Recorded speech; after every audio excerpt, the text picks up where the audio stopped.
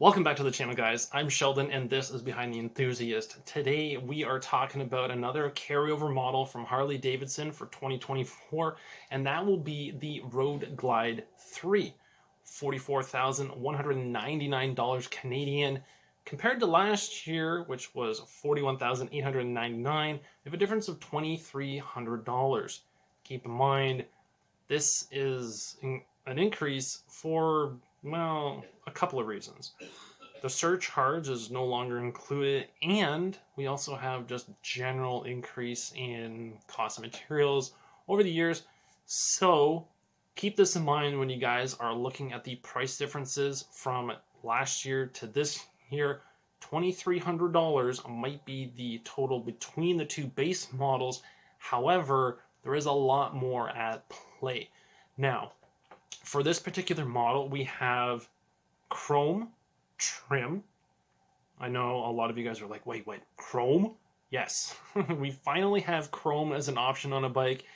For the most part, it's just been black. So for you guys who love chrome, I've probably just made your day. Now, we have billiard gray, which is the base model color, which, by the way, the RG3, it looks really, really good, and I don't think there is a single color that I am about to mention to you guys where it is not going to look appealing. Spoiler alert. So, vivid black, you're going to pay an additional $900 Canadian for that one, and keep in mind that you guys are going to have a pinstriping on the bike, and that is probably one of my favorite things about the RG3 is that it isn't just a plain color, kind of like the Red Rock, which is a new color, $1,100 more. Now, this one, again, kind of torn on this one because it looks so good on this model online. However, some other models, it doesn't look as good, and so I think it's either going to look really good on some bikes, and that's why it actually looks good online right now, or it's maybe just me and the computer settings, and I'm going to have to wait to see this bike in person.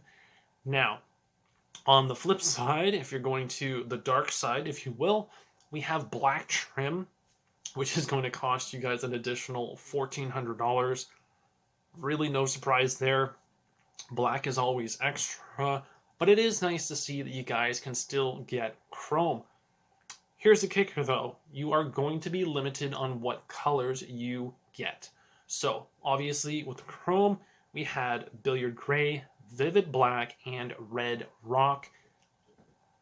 Now, with black trim, you get vivid black, which that's not a base model color anymore. So again, you have to pay an automatic $900 more for this paint. So they tricked you. You want black? Well, now you're automatically paying more because we don't offer billiard gray with black trim. So they got you on that one. Atlas Silver Metallic, an additional $1,250 Canadian. This one looks pretty good. I like this color. It's a little bit more spicy compared to billiard gray, and Atlas Silver has been used, well, at least one previous year, and I do enjoy that color. It looks really, really nice. Now, the additional color, which is specifically for the black trim only, and you cannot get this with chrome trim, is another new color, Shark Skin Blue, $1,250 additionally. And this one kind of falls into that category of I kind of want to see it before I give my final judgment on that color, because there's so many nice colors. Everyone say, "Oh, did you see that new color? Oh yeah, I saw that. Did you see the other one?" And then the bikes arrive at the dealership. People rush in. They look at them and go, "Oh, that's not what I thought it was going to look like. It looked totally different online." Well, yeah. Unfortunately, that is sometimes the case. So I'm crossing my fingers, as usual, hoping that I am not being deceived by the photos online.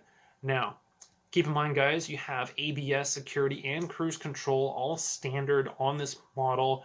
And, well, because this is a carryover model, nothing major has changed, or at least nothing that I've spotted. So, at the end of it all, obviously, I want to know what you guys think of the RG3 for this year. Are you guys looking at the price and going, who cares about the surcharge? It's been more or less blended in with the price now, so you still feel like it's a full $2,300 more compared to last year's model? Or do you think it's pretty reasonable? And do you think the new pricing is reasonable? So let me know what you guys are thinking down below in the comments section. And of course, if you guys like this video, make sure to smash that like button so I know that it's working. Last but not least, be sure to subscribe so you guys don't miss out on future carryover videos for the rest of this month, 2024. Remember, January 24th, Harley has the big reveal. And so we need to talk about all these carryover models before we get to that date so that we can start talking about all the new crazy big updates that Harley has been keeping under wraps. And I'm grateful for that. No spoilers here, so we're going to have to wait just a little bit longer to see what they have in store for us. But I'm a patient man, and I hope you guys are too. And I will catch you guys in the next one. Thanks for watching.